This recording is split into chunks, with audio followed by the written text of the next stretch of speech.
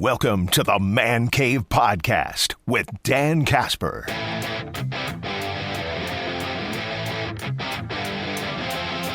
So what do the numbers tell us between the Packers and the Broncos here quickly? So if we look at it, let's start off with the offense. Packers offensively, they're about middle of the pack in terms of yards per game compared to other teams across the league. Okay, so the Packers offense, about 340 yards per game, whereas Denver, they're slightly higher.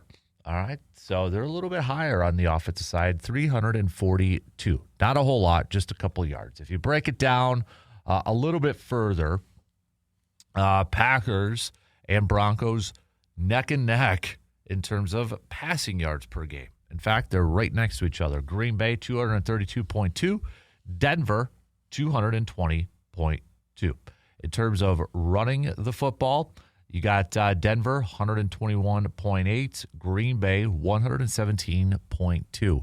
So really offensively, if you look at it straight up from rankings and straight up from numbers, both these ball clubs, very similar in terms of points per game. Green Bay is averaging 24.8 points per game, whereas Denver, 23.7.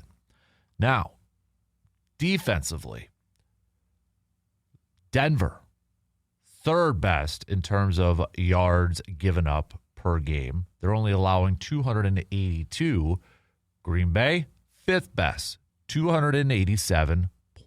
If you break it down by passing, Green Bay, top 10, only giving up 185.8 yards per game. Denver, not far behind them, 193 yards given up through the air. Rushing yards, Denver, second best in stopping the run. 89 yards per game. Green Bay, still a top 10, but they've been trending a little bit downward, as we know. 1, 2, 3, 4, 5, 6, 7, 8. Yeah, so ninth best, 101.4. In terms of defense, points given up per game, Denver, 18.1. Green Bay, right behind them at 19. So really, when you look at these numbers and these stats and rankings and such, Denver and Green Bay are very similar in a lot of those categories. Very similar or very close to each other in those rankings. And, I mean, you listened to Matt LaFleur the other day, and he was talking about the Denver defense and singing their praises, and he even noted, too, watching them, it's kind of similar to watching what Green Bay does. And I think he's right. Now, the thing that Denver's defense does incredibly well as a team, they get after the passer. They're number one in sacks. 55 sacks as a team. Next closest, you've got Atlanta, who also played last night, so they got an extra game, 48. So Denver, they could get after the quarterback. They could really get after the quarterback, and a lot of that comes from Nick Bonito, who's got 12.5 sacks so far this year. Jonathan Cooper has 7.5. John Franklin Myers, 5.5 sacks so far this year. So that's a group that could definitely get after the quarterback. And when I look at these key matchups and keys to victory, a lot of that starts right there. Is that Packers offensive line and protecting Jordan Love so that he is not under duress throughout the whole day, so that he's, not getting pressured constantly. That is going to be a big key to victory for this game. And you look at some other aspects of this defense from Denver. I mean, they're third best in terms of completion percentage. And Jordan Love is one of the better quarterbacks in this league at completion percentage. So, what's going to be the give and take here? who's going to have the advantage. That's why I honestly feel like the outcome of this game is going to be decided who's going to have the better day. Is it going to be Denver's defense or is it going to be Green Bay's offense? Because I feel like Green Bay's defense has the advantage over Denver's offense. I'm more confident in Green Bay's defense able to do their thing against Denver's offense. Now, if Sean Payton can stay committed to running the football, then that kind of maybe dilutes it a little bit. I don't know if I can trust Sean Payton to stay committed to running R.J. Harvey up the middle. Now, that is definitely going to be a key for Green Bay, too, is that interior defensive line. They can't allow what happened last week in that second half, again, where Chicago was having success of running the football up the middle. They can't do that again this week. And now Jeff Hafley talked about it the other day and said, part of it was because they were on the field for a long time. How many drives were 10 plays and such, and he's right. Defense has to get off the field early. And part of that is complementary football from the offense. The other part is not, winning on early downs, not giving up big yardages on first and second down that might create third and short or very, like even a second and short. You have to win on the early downs for this Packers defense going up against Denver's offense. If you win on early downs and you create those third and long situations, advantage defense. But make sure if you get in those situations on third down, you don't allow Denver to pick up that first down and get off the field. So just to kind of rewind it, I think one of the key matchups in this game is going to be this Packers offense going up against that Denver defense. Can the Packers offensive line do a good job of protecting Jordan Love and making sure that, he's not under duress, not allowing Denver to have pressure with just 4 or 5 guys and dropping extra guys back in the secondary. Jordan Love has been fantastic lately of beating the blitz. He's been fantastic with a clean pocket. Denver's probably going to try to, their biggest key is going to be, can we get that pressure without bringing extra blitzers and just dropping extra guys in coverage, but putting constant pressure on him? That's the key to success for a lot of defenses if they're able to accomplish that. And I think that's the key to trying to slow down and stopping Jordan Love in this Packers offense. So it's going to start up front. It's going to start with that offensive line. Are they up to the challenge? Can they slow down that pass rush, that pressure from Denver's defense? And then, with the Packers defense, getting off the field on third down, winning those early downs, not allowing Denver to be in third and short or even second and like 5 or second and short, winning those early downs. Packers offense, I'm going back and forth here, winning time of possession, controlling the ball at certain times too. Because I do feel I don't think it's as simple as controlling the clock and 7 and 8 minute drives in that.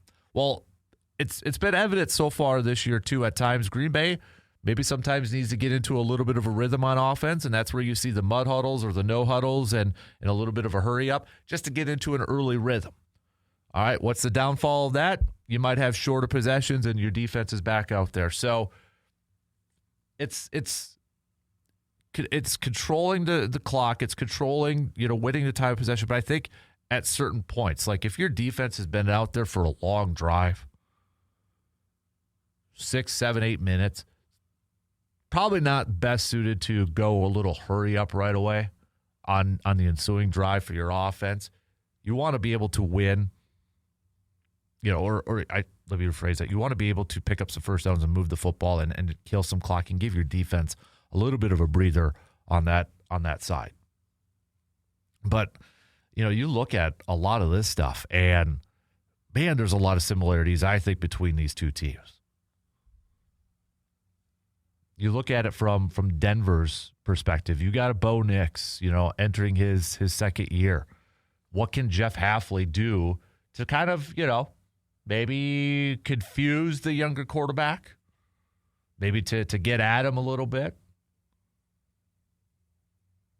You look at what he has done so far this year. Bo Nix, just under 3,000 yards passing. He does have a completion percentage of 63, 19 touchdowns, 9 interceptions, has been sacked 16 times so far this year. If you kind of want to put that in perspective, just a little bit compared to, Jordan Love's been sacked 18 times this year. So, some other mentioned R.J. Harvey. He's been averaging about 3.9 yards per carry. Receiving, it's Cortland Sutton, 773 yards receiving, 5 touchdowns. Troy Franklin, 541 receiving yards, 5 touchdowns. You got Evan Ingram over there at tight end, 347. Marvin Mims, he may be a little bit more dangerous in terms of special teams and such. So, again, I'm more confident, I think, in the Packers defense and able to win on their side. I think the biggest key to victory to me is, can this Packers offense put points up and win against this Denver defense? You look at a lot of these games with Denver, and I know a lot of you and a lot of people have, thrown that out. Denver's won a lot of really close games. I mean, last week against the Raiders, 24-17. The Commanders, 27-26. The Chiefs, 22-9. Raiders, again, 10-7. Texans, 18-15. Cowboys, they just exploded on, 44-24. Giants, 33-32. Jets, 13-11. Eagles, 21-17. Bengals, earlier in the season, they dominated 28-3, but no Joe Burrow. They lost the Chargers earlier on, 23-20. They lost the Colts 29-28. They beat the Titans at the beginning, 20-12. So they haven't really dominated a whole lot of teams. They've kept things close, and a lot of that is because of their defense. But again, it's similar in a lot of ways to Green Bay this year too. But if this offense can continue to trend upward from the Packers side of things like we have seen in recent weeks here, I feel confident that Green Bay could go into Denver and pick up that win. Not trying to be overconfident or uber confident or anything like that, because this is a solid team. And I know some people and a lot of people still maybe have questions about Denver, 11-2 and that.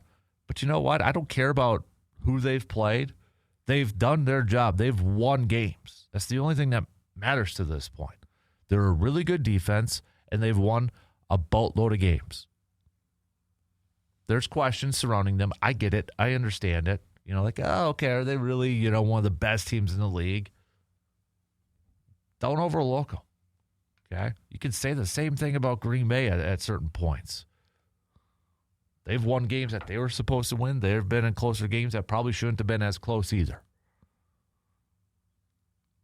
And I think, during this stretch here, we're going to really see how good the Denver Broncos are going to be. Starts with the Packers, then they host the Jaguars, then they're at Kansas City, and then they finish up with the Chargers. We got a couple texts. We've got C-Bomb saying, we will win a tight game. Nobody's talking about it, but this is a revenge game for Brandon McManus, who will hit a 67-yard field goal as time expires to knock off his former team. Write that down.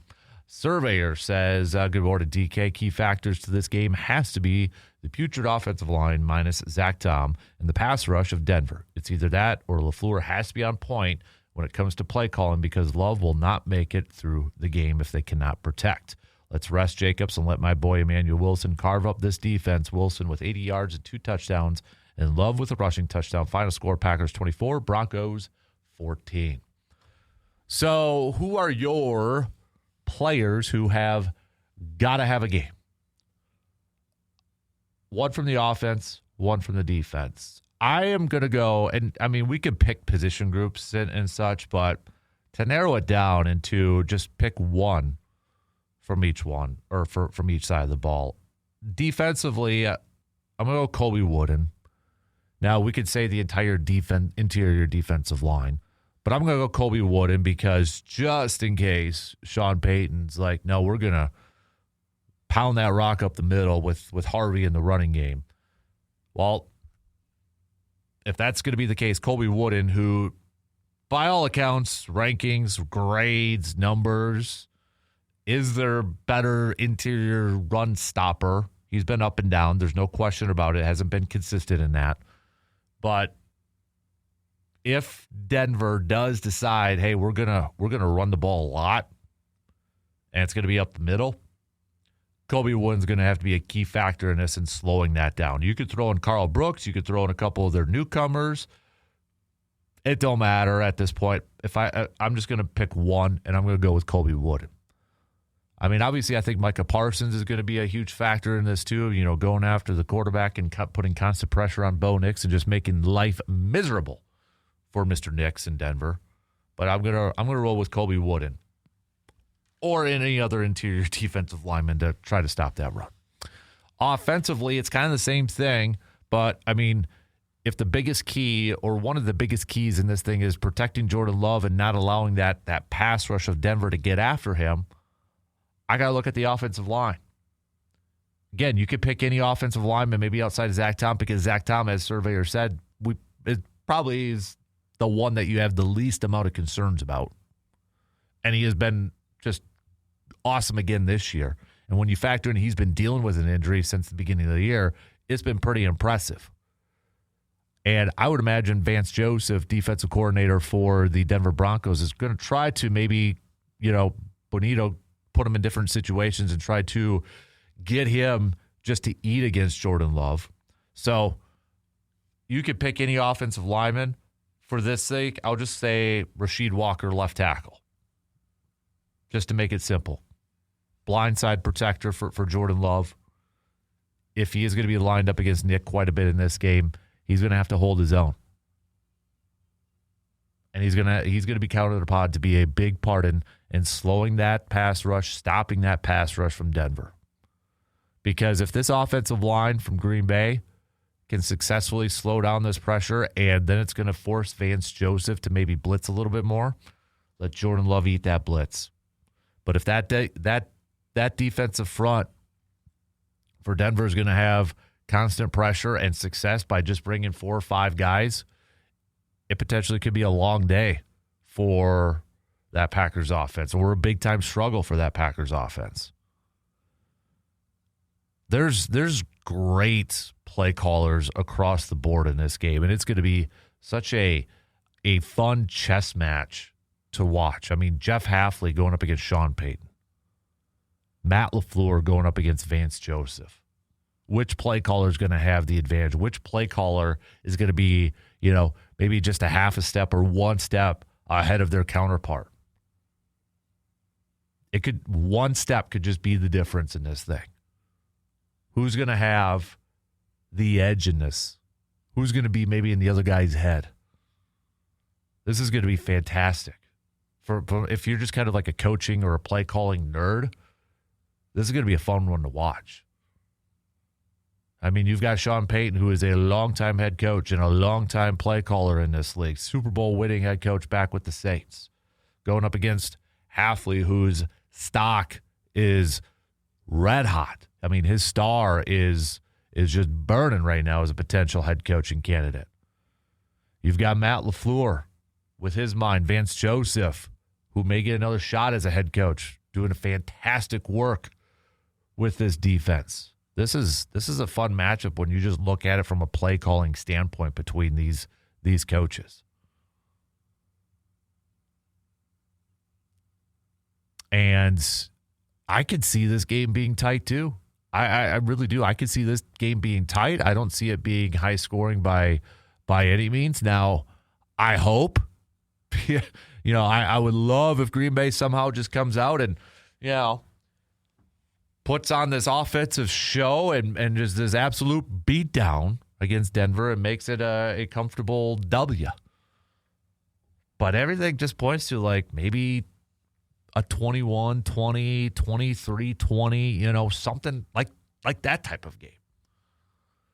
So let's just kind of, for argument's sake, assume that Denver isn't going to blitz. They're going to drop extra guys back in coverage. They're going to rely on their front, their 4 or 5 guys, to provide that pressure on Jordan Love. So they're going to have extra guys in the secondary. Who's got to be that guy, or who has got to be that player then to kind of – this is where I think Jaden Reed is really going to help out again.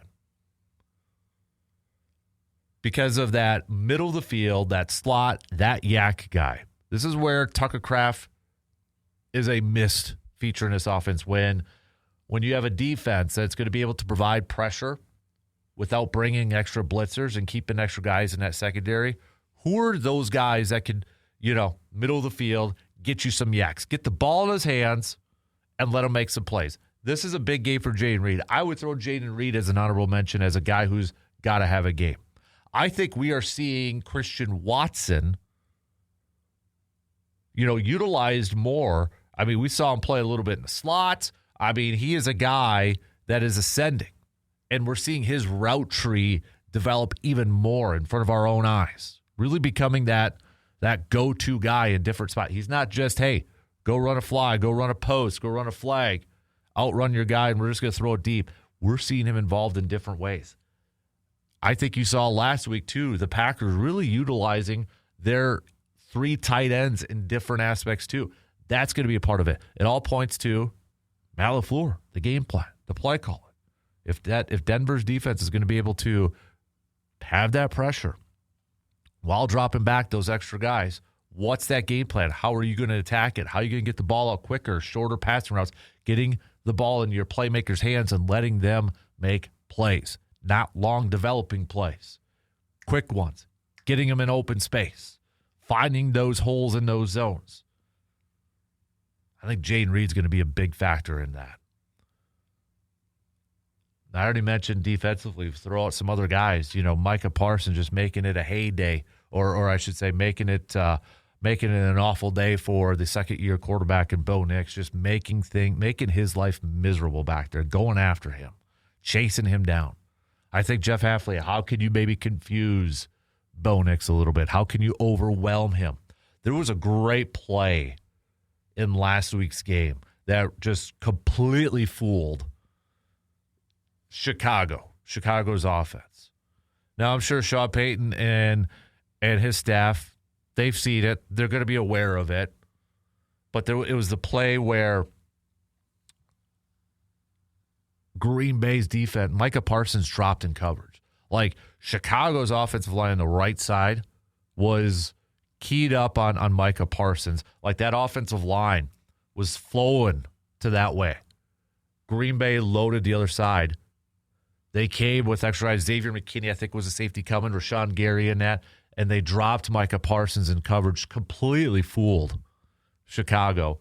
Got Caleb Williams already running right after the snap to the sideline. He ended up having to throw the ball away out of bounds. What are going to be ways for Jeff Hafley and this Packers defense to kind of do something similar to confuse the second-year quarterback? And you got to be aware, I think, of, Bo Nix. We went through some of the numbers with him, too, with his passing and such. Bo Nix also, he's got 244 yards on the ground. He's got 4 rushing touchdowns this year, too. So, kind of have to be aware of his legs, his mobility in this part, too. I don't know why, but this is just straight up gut. I'm feeling a sack coming from Rashawn Gary in this one. Bold prediction time. I'm feeling a sack from Rashawn Gary in this game. I know it's just one sack, but the way he's, kind of been playing and such, that might be a bold prediction. So, bold prediction, Rashawn Gary has himself a nice day that includes a sack. He's going to make a few plays in this game. And then, so that's my defensive bold prediction. My offensive bold prediction, Jaden Reed is going to lead the team in receiving. I think he's going to have himself a day in his second game back. Jaden Reed's going to have I would say 100 yards. How about that? Bold. Jane Reed, 100 yards receiving. We got Eli says, I'm not worried about the Broncos offense. I'm more worried about their defense wrecking the game. C-Bomb says, you stole my guy with Wooden. We know running game cannot get we know the running games cannot get to the edge on our defense. They need to attack up the middle like the Bears did. We need Denver to play from behind the chains or second and third and long situations. If Denver is able to run up the middle, it's going to be a long day at the office. I also admit it, but Surveyor's correct. I also hate to admit it, but Surveyor's correct. The offensive line is going to be an issue. Therefore, Jordan Love needs to be on point. Jordan has a big game, and Wooden stuffs the middle, and Green Bay wins. Surveyor says, I feel your feels. And Gary gets 2 sacks. We've got no name texter. Give me a name if you feel confident or if you're okay with it, so I can give you some cred. But because I love how you phrase this. Pack win a fantasy death game, 12-0, 4 field goals for McManus. I love that fantasy death game. Unknown texter, no name texter. Good one right there. So continue to send me some of your bold predictions, your keys to victory, your key matchups, your players who have got to have a game, and give me some good bold predictions. James on the YouTube stream says, key players, Rasheed Walker, defense, Rashawn Gary, rediscover the former Fire.